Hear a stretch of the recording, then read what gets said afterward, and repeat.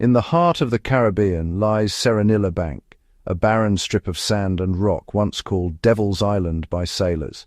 No trees, no shade, no soil, just relentless sun and howling wind. Here the ocean is both captor and executioner. This is where the legend of Pedro Luis Serrano begins.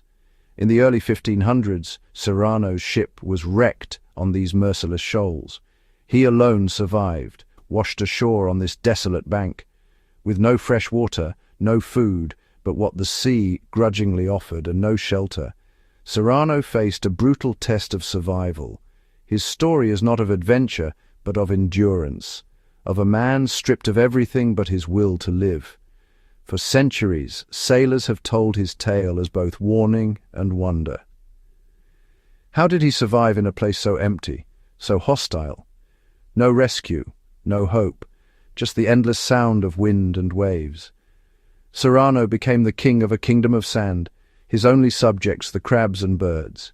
His challenge to stay alive, day after lonely day. This is the story of how he faced that challenge for years, against impossible odds. A journey into the heart of solitude, and a testament to the strength of the human spirit. The sea spat Serrano onto the shore, alive, but barely. Around him, nothing but sand, rock, and endless blue. His ship and friends were gone. He was utterly alone. Thirst struck first. Salt water mocked him. There was no fresh water anywhere. The island was a desert in the middle of the ocean. As night fell, the heat gave way to chilling winds. Serrano had no shelter, only tattered clothes and a rock for cover. Sleep was impossible. Every sound was a reminder of his isolation. He could surrender or he could fight. Something deep within refused to give up. He was a sailor, a survivor. He would not let the sea win. Serrano stood and faced his desolate kingdom. He would find a way to live. He would conquer this island. His war for survival had just begun. One man against the world, and he would not yield. Survival became Serrano's only purpose, his first battle water. He watched the sky, waiting for rain, catching every drop in turtle shells. When rain failed, he drank turtle blood, a grim but life-saving act. Food was scarce. He hunted fish and crabs with his bare hands, relying on sea turtles for meat.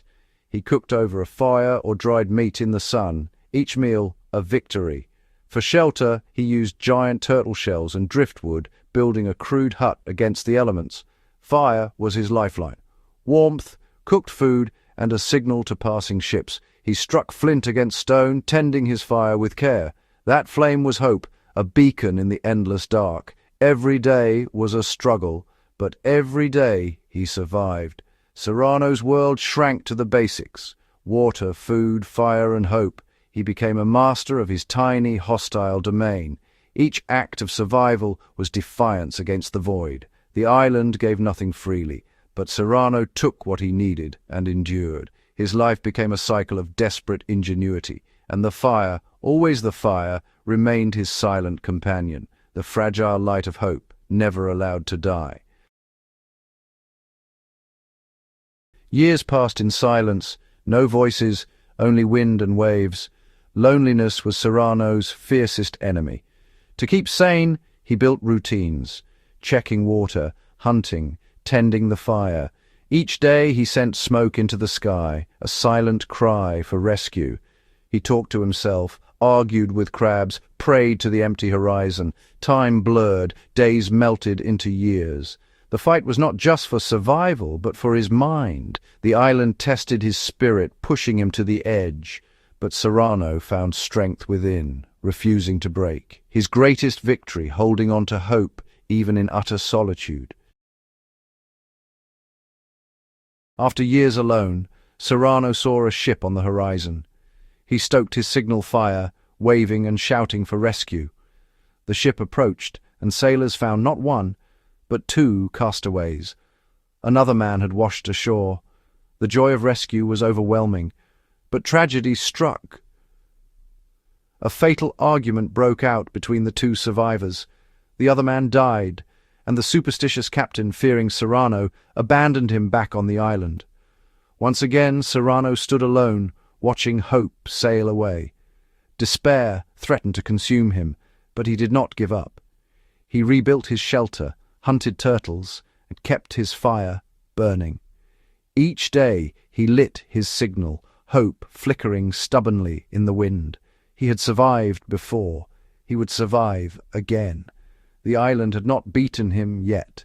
Serrano's spirit, battered but unbroken, endured.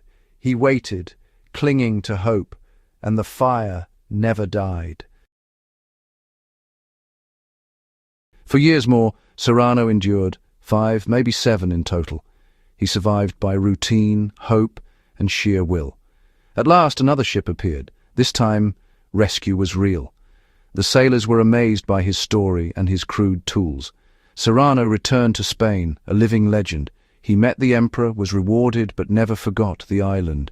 He kept his long hair and beard as a vow to God, a reminder of his ordeal. Serrano's story is more than a shipwreck. It's a lesson in the power of hope. Even in utter hopelessness, the will to live can burn bright. His lonely vigil stands as an eternal monument to human endurance.